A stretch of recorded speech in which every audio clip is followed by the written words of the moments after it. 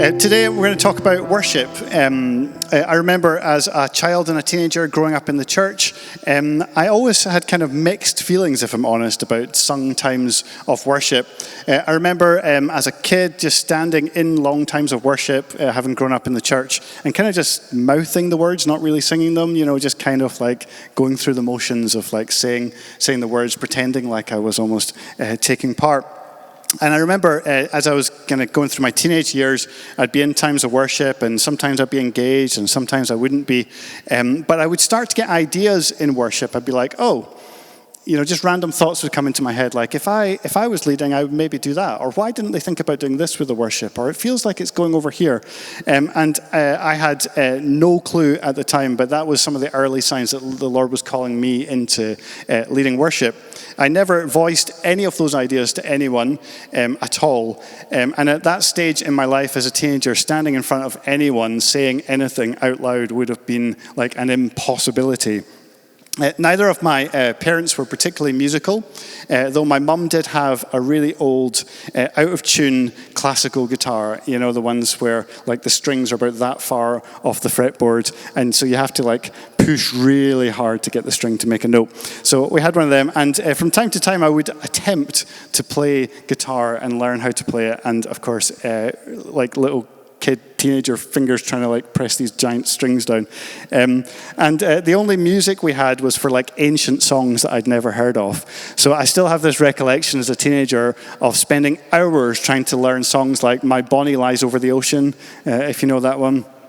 I'm like, no idea like what this song was. and of course there's the awkward pause where I like spend 5 minutes rearranging my fingers on the fretboard. So it was like strum, and then it's like, oh, why did we do that? And my relief, you can imagine, towards the end of high school, where I got gifted an electric guitar and an amp. And I still remember picking up this guitar, and it wasn't like the world's greatest electric guitar. I've still got it, actually. The relief on my fingers when I could press strings and it actually worked without having to like really work it. But around that time, the world of music really opened up to me, and I started to kind of really learn music, taught myself how to play guitar, other friends helping me.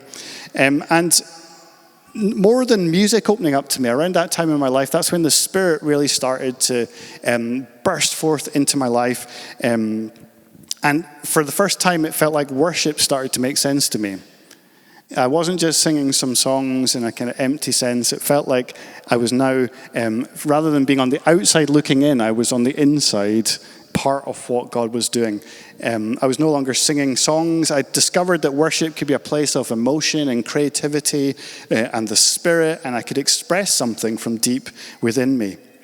And I started playing electric guitar in church, is where I began getting involved in worship.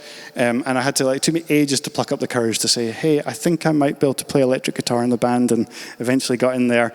And then as I moved into university and student, I got hold of an old acoustic guitar, and I just thought, well, I'll have a go at this. And so I started leading some songs in kind of student house groups, and I'm sure any student friends from back in the day were probably like think how horrendous it was trying to play the guitar back there. But the rest, as they say, is history. And worship in many ways has always been kind of intertwined in my story. And it would have seemed unimaginable to that kind of shy kid and teenager that I get to do what I do now. And I'm sure the Lord has a sense of humor in it all. But to get to lead worship in different places around the world, to get to lead big conferences here in the UK, would have just been beyond anything I could have coped with. And then to become a worship pastor before our call to come over here to North Berwick. And so, like I say, the worship in me has been this kind of intertwining journey throughout my life. But interestingly for us as a church, worship has also been that intertwining story for us as a church. This church was planted by a worship leader, and it has always been birthed in worship, and it has always had worship at the core of. Blessed with amazing musicians, people called to the area to serve us in that area. But today I kind of want to reflect on the wider topic of worship, and I want to share with you one of my favorite passages of Scripture. And it's hard to have favorites, but this is one that I come back to again and again, and it's in 1 Peter chapter 2. We'll put it on the on the slides, and it's I think it's across 3 slides. But we're in 1 Peter 2, and it says this: "As you come to him, the living stone, rejected by humans but chosen by God and precious to him, you also, like living stones, are being built into a spiritual house to be a holy priesthood, offering spiritual sacrifices acceptable to God through Jesus Christ. For in Scripture it says, 'See, I lay a stone in Zion, a chosen and precious cornerstone, and the one who trusts in him will never be put to shame.' Now, to you who believe, this stone is precious, but to those who do not believe, the stone the builders rejected has become the cornerstone, and a stone that causes people to stumble, and a rock that makes them fall. They stumble because they disobey the message, which is also what they were destined for." Verse 9, "But you are a chosen people, a royal priesthood, a holy nation, God's special possession, that you may declare the praises of him who called you out of darkness into his wonderful light. Once you were not a people, but now you are the people of God. Once you had not received mercy, but now you have received mercy." So this passage is a kind of rich passage, and we won't have time to get into all the detail of it today. But it begins with this idea that Jesus is given to us as a living stone. And we have this kind of metaphor of a building getting put together. And in the kind of this imagery of a building being built together to form a spiritual house, we all, as believers, get to be one of the stones. We are also called living stones that are built together. And of course, it says Jesus is the cornerstone. We sung about that this morning.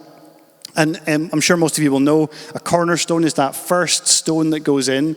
And because it's the first stone that goes in, it sets the orientation and where the building's going to be in relative to the landscape. So the cornerstone is the one that kind of sets the tone for the building. And so Jesus orientates us, or as we say here in this church, we say we're a Jesus-centered family. In other words, Jesus is the cornerstone that sets the parameters for what we're building here. But what is this building that God is building us into? And it tells us in the passage, it says that he's building a holy priesthood. A holy priesthood. And that's what I want to explore today. What does it mean for us as followers of Jesus to be built into a holy priesthood? Well, to understand this verse, you have to kind of, in a way, zoom out and look at the story arc that the Bible gives us around this idea of priesthood. In Exodus 19, we read the story where God leads the people of Israel out of Egypt in the Exodus. And he takes them in this moment to Mount Sinai. And Mount Sinai is where he said he will meet his people. And before anything else happens, the people camp at the base of the mountain, and then Moses heads up the mountain to meet with God. And we read this in Exodus 19. Verse 3, "Then Moses went up to God, and the Lord called to him from the mountain and said, 'This is what you are to say to the descendants of Jacob, and what you are to tell the people of Israel. You yourselves have seen what I did to Egypt, and now I carried you on eagle's wings and brought you to myself. Now if you obey me fully and keep my covenant, then out of all the nations you will be my treasured possession. Although the whole earth is mine, you will be for me a kingdom of priests and a holy nation.' These are the words you're to speak to the Israelites." So these are the very first words that God gives them after the Exodus. And I hope you can see the mirrors on this passage in 1 Peter that we just read there. He promises the nation of Israel that they will be priests and a holy nation. And this is, as he says there, is a covenant promise that he makes with the people.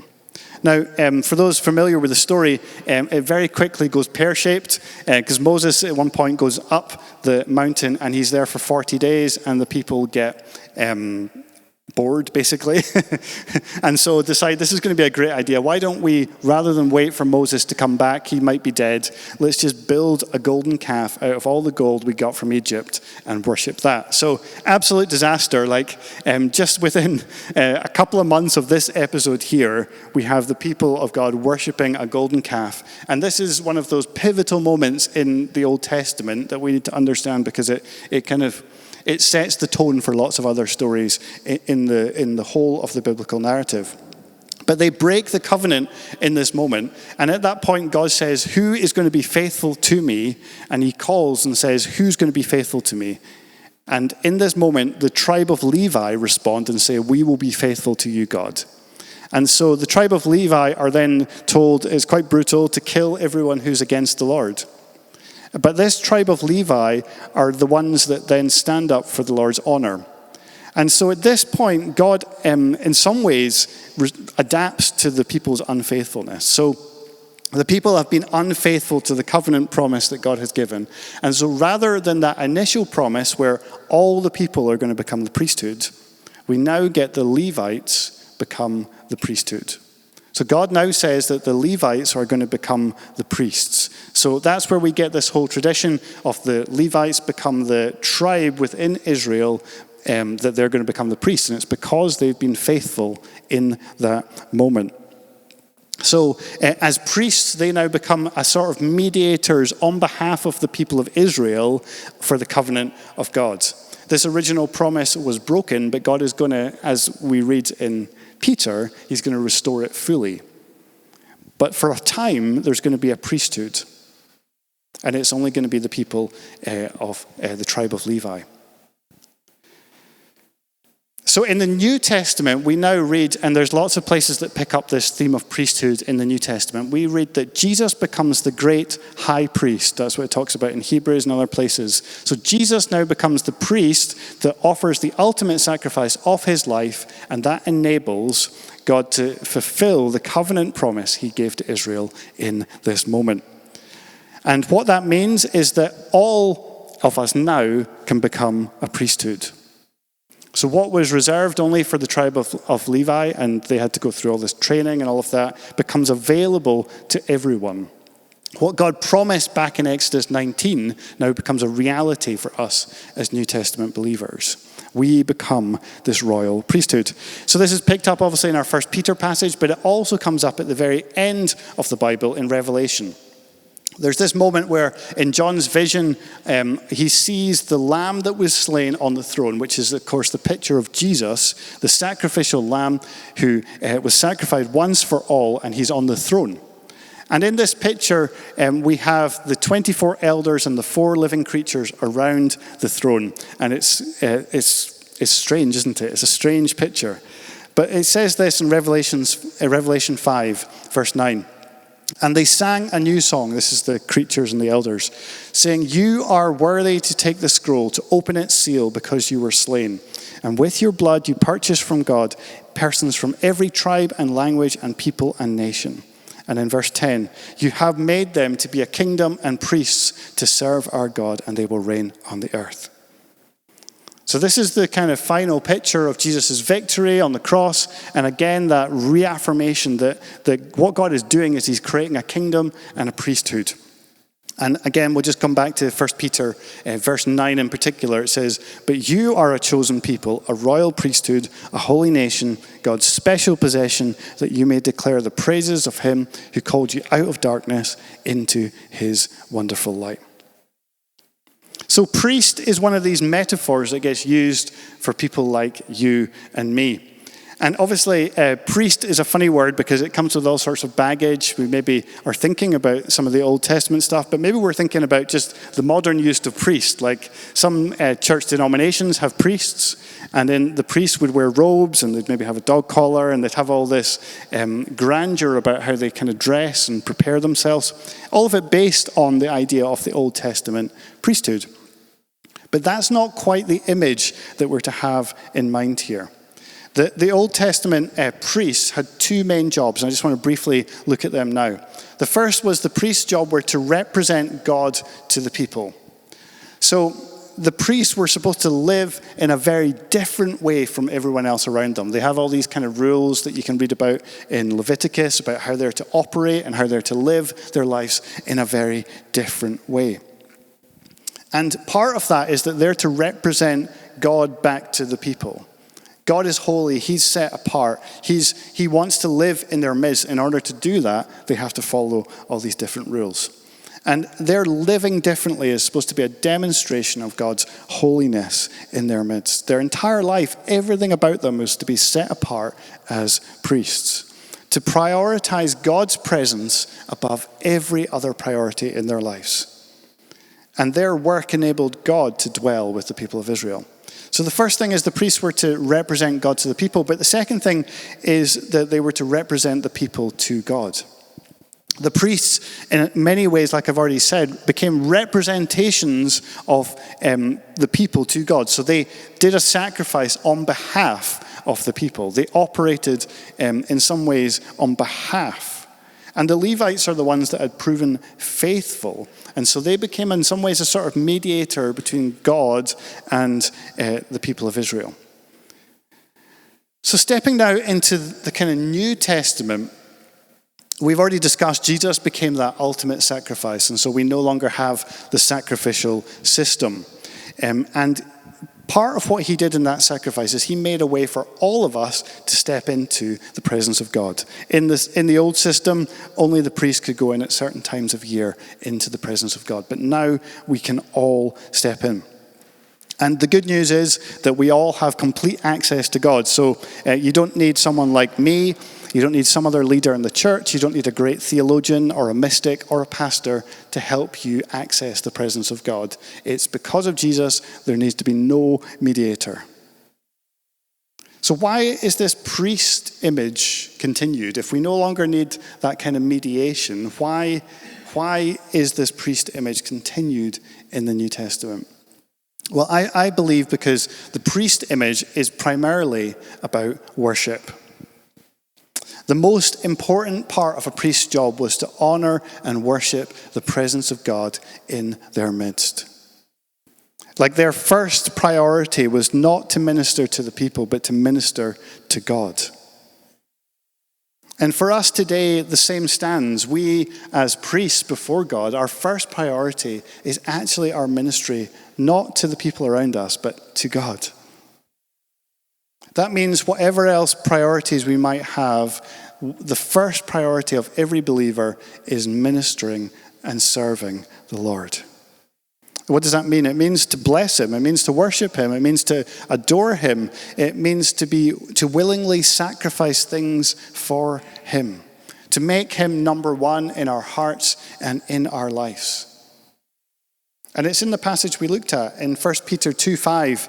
It says, you also, like living stones, are being built into a spiritual house to be a holy priesthood. And how does it follow up? Offering spiritual sacrifices acceptable to God through Jesus Christ.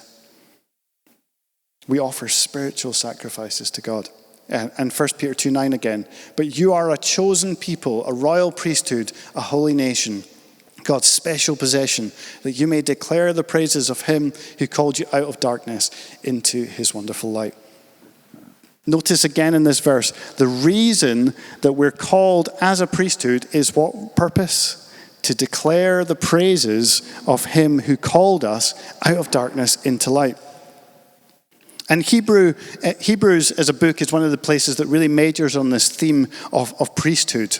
And it says in Hebrews 13:15, through Jesus, therefore, let us continually offer to God a sacrifice of praise. It's the same idea that being a priest is about praise. And it says, the fruit of lips that openly profess his name, and do not forget to do good and to share with others, for with such sacrifices God is pleased. So again, you've got this idea of worship and sacrifice and service, because worship is more than just singing. It's our lives dedicated to God. It includes doing good, sharing with others. These are all part of our worship. So one of our primary calls as a follower of Jesus is to be a priest. And that looks like worship, to be a worshiper. And I believe that what this kind of passage is saying is that God is building his church into a house of worship. God is building his church into a house of worship, being built into a spiritual house to be a holy priesthood, as it puts it here. And I believe that's one of the things that God is doing here in our church, that he's building us together as living stones into being that house of worship. Now, earlier in the year, we looked briefly at the story of the woman at the well. And for those of you who recall that story, what happens is Jesus has this dialogue with this woman, and as part of that dialogue, he says to her that the Father seeks worshipers who worship him in spirit and in truth. And it's always interesting to me that first and foremost, the Father seeks worshipers rather than worship. That he's actually looking for people whose heart, their disposition is towards worship. He's not some sort of dictator demanding that everyone praise him and say nice things about him. He's looking for people whose hearts are set upon serving him and honoring him. And just to underline, this is all about the presence of God. Back in spring of 2024, which I can't believe it was that long ago, we did a whole series looking at the presence of God. We did 9 weeks looking just at the topic of the presence of God, and there was a lot of stuff that didn't make it into the 9 weeks. Because the presence of God is one of those themes that goes from the beginning of the Bible all the way through. And I believe the priesthood metaphor, again, brings us back to that idea of priority of God's presence. What did the priests do? They protected the presence of God in the midst of the people. And I believe that priority remains for us today as believers. You know, in the Old Testament, they would rush around doing everything possible to make sure that the temple and the tabernacle were prepared, that the presence of God might dwell in their midst. It was a high priority. They reorganized everything of Israel's life around the presence of God. And I think there's an invitation for us to continue to do that. And some of that is why, as a church, we've always encouraged extended times of sung worship. Because what we're looking to do in our own lives is develop us as worshipers, to grow us and stretch us as worshipers of God first and foremost. I believe worship is our primary call as humans. To worship God is what we're made for. Or to put it another way, worship is ultimate. Everything else that you will ever do will fade away. But what will be left? Worship. It's what we're made for, to worship him and adore him. There's going to be thousands of good deeds to be done, but if worship is not at the heart of it, we're going to miss out on what God made for us. I've got this quote here from John Piper. He provocatively said, "Missions exist because worship doesn't." Missions exist because worship doesn't. In other words, when we're actually worshipers, everything else is just the overflow. Or in other words, we go on mission because people aren't worshiping. There's 2 ways of looking at this. Because actually, everything we do is supposed to be the overflow of worship. We create structures around things that are supposed to just be because we love God and we want to share it with the world. I want to suggest that all healthy Christian activity is actually supposed to be an overflow of worship. Everything we do is at its heart worship. I mentioned last week that I was just back from a leaders gathering down at Chroma Church in Leicester. There was around 600 leaders from across the UK, and some had even travelled from Europe, from places like the Netherlands and other places for this conference. And I had no idea when I went that the theme of it was going to be being leaders of Levites, which is all about this theme of worship. How do we raise up a priesthood in the church? And one of the speakers was Tim Hughes. You might be familiar with his name. He wrote the song Light of This World, or Here I Am to Worship. And he's written loads of songs that were really impactful, particularly here in the UK, but sung all over the world. And he obviously he told the story of how he wrote that song when he was 21, I think he was, and he showed it to Matt Redman, and Matt Redman said, "Yeah, I'm not sure if it's any good." And it turns out a year later it went all around the world.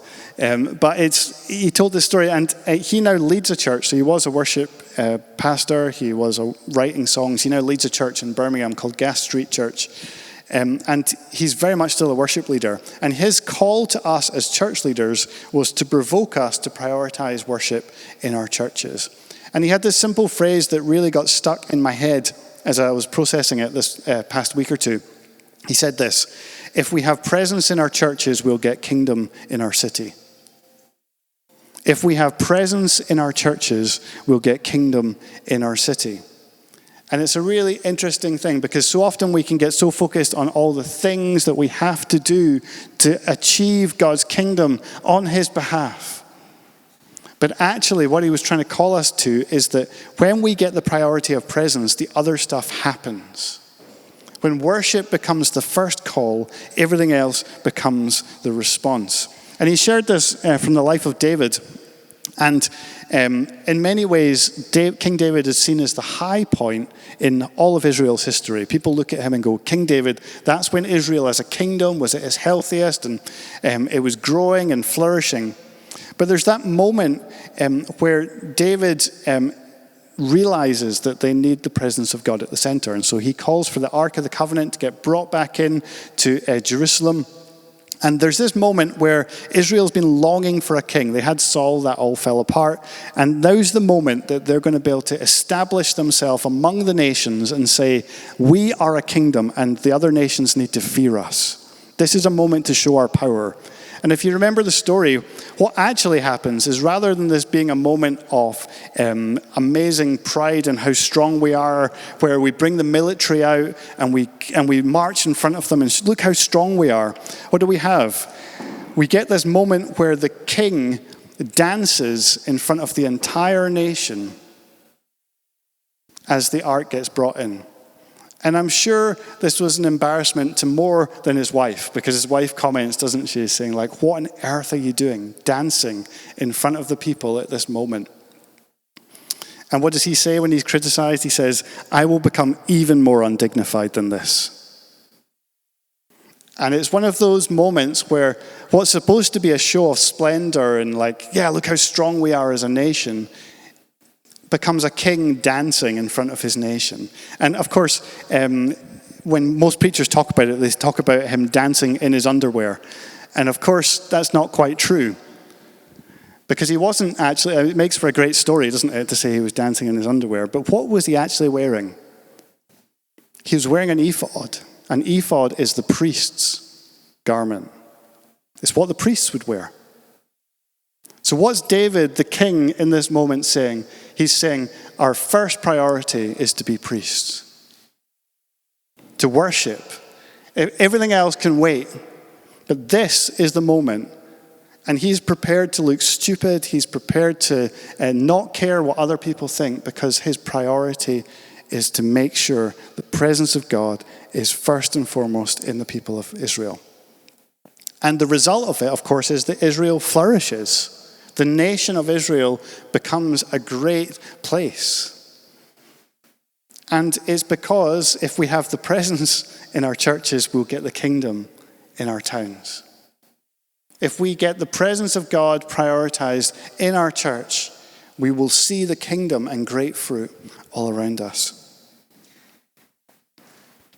Today, I feel like the simple invitation for all of us is really just to, will you step deeper as a worshiper today?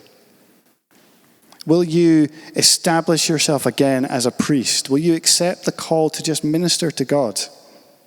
To come before him in worship and adoration like a king, like serving a king in his courtroom, coming before him and saying, what can I do to bless you, Lord? Are we ready to meet the needs of the Lord? Which sounds like a strange phrase, doesn't it? To be attentive and connected in our hearts to him. Because there's a huge difference between singing some words and worshiping. There's a huge difference between going through the motions and engaging our hearts, our minds, and our souls in adoration. There's a huge difference between being in the room and being aware of his presence. I was reflecting on my own journey a little bit this week as I was preparing this talk. And we all have life moments, don't we, where it's like it feels like things are up and they're down and there's challenges and everyone's life is like that. Nobody that I've ever met has a life that just goes, woo, nice plain sailing. Do you know, we have hard times. We have difficult moments. We go through challenges in our lives. But the times where I reflect on my own journey and I felt most disconnected from God or spiritually stale or numb, The reason is never because I'm missing a piece of information. I'm not in a stuck place because if somebody just gave me a piece of information, everything would suddenly make sense and I would be able to move on with my life. Life doesn't work like that. But I do start to wonder if in those moments where I don't have an information problem, but I have a worship problem. Because perhaps I've lost sight of who God is. Perhaps I've lost sight of the call of God on my life to be a priest. Perhaps my problems or circumstances or challenges or busyness have simply become bigger than my God. I just wonder if often the challenges we face in life are because we don't have a knowledge problem or an information problem, but we have a worship problem. I heard one theologian say that ultimately you can call all sin as a failure to worship. That all times we step away from God's best for us is because we've actually failed to recognize the God we serve. Because if we really knew what he was like, things would be different. And perhaps our God has got too small, he's become too powerless. Perhaps the reality of his presence with us has become too distant. What if today what you needed was not more information about worship, but an invitation to know him? To offer your life again and say, God, I'm yours. I want to be a priest for you. What if he wants to awaken something today in your spirit just to be first a worshiper of him? That God might want to release a spirit of worship in our hearts. I just want to briefly just talk about what happens when we do corporate times of worship, because we obviously have that here on a Sunday, and we have that now on our monthly gather nights. And these are significant times for us. But what happens here when we gather and worship on a Sunday or at gather or wherever else in our small groups? The worship in those moments is supposed to be an overflow of a heart that's been developed all week. You can't expect to be not even thinking about God all week, come into church and suddenly become a worshiper.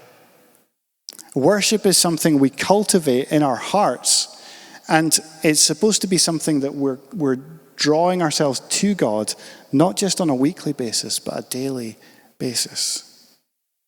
So how are you stirring your heart to praise and worship him? And it's more than just music or singing. It's that disposition of our hearts. And I've used this image before, but like when we gather as church, it's like we're all bringing a little torch. And we come together and we throw it on a great big bonfire together.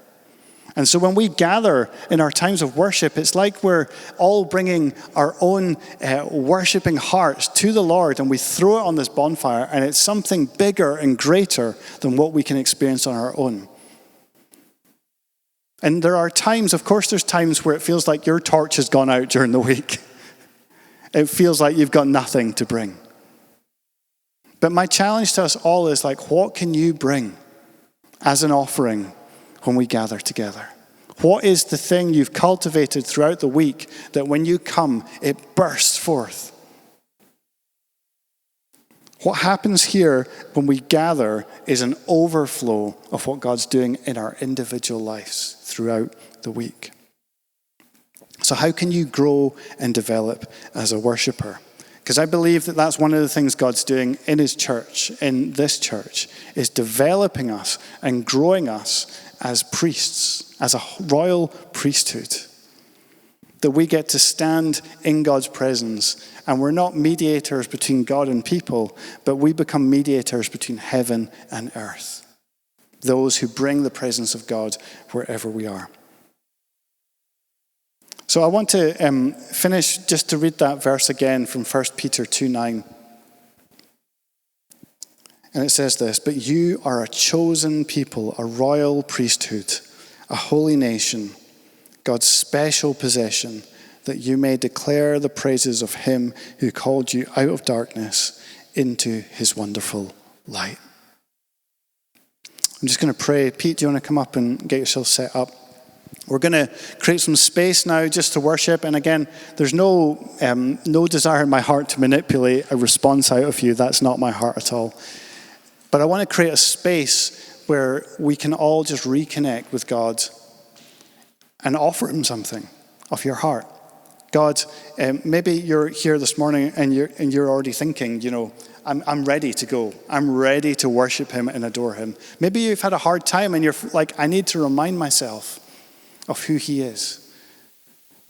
But I want to, we're going to sing a song, and it might be new to some of you. You can listen to the words or you can join in as you learn it. And it's just a space for you to connect with God, to worship him, to adore him, and to again put your heart in a place of saying, you're my first priority, God. So let me just pray for us, and then we'll spend some time in worship. God, we love you. We adore you.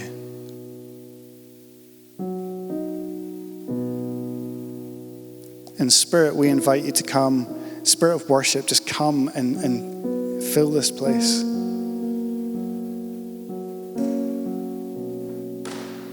That we might be people like David who put you first. And when we put you first, everything else feels like it doesn't matter. That the criticism of others would fall by the wayside.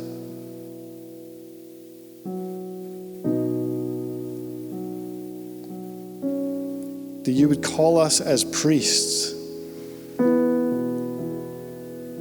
I pray you'd stir us again in our hearts. Call us to worship you and adore you, God. And I pray that as we continue to prioritize your presence in our church, that you would stretch out your hand and help us bring your kingdom across our towns. But let it not be from striving, let it not be from clever strategies, let it be from your presence, God. Let your presence be the seedbed of what you want to birth in this region.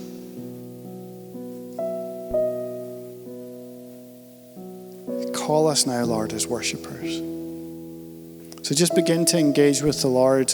We're going to sing in a minute, but just engage with the Lord yourself in a moment. Just speak to him. Feel free to move around the room if that helps you. You don't have to stay in your seats. You can stand, you can sit, you can walk, whatever it is. But just use this space now just to engage with the Lord.